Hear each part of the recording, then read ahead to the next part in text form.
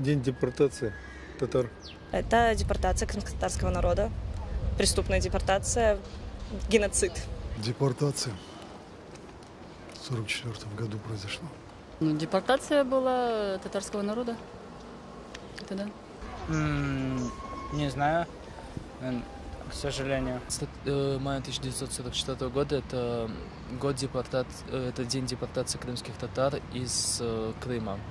Ох, это сложный вопрос. 18 мая. Еще раз, какого года? 44-го. Честно, не знаю.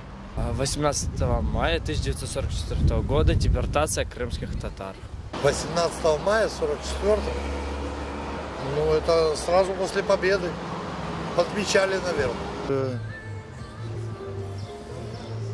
Сейчас скажу вам, это Севастополь, по-моему, да? За Севастополь война это. Честно говоря, ни о чем. Это день депортации крымских татар, насколько я помню, и других народов. Это день депортации крымских татар, армян, болгар. Знаю про депортацию крымско-татарского народа.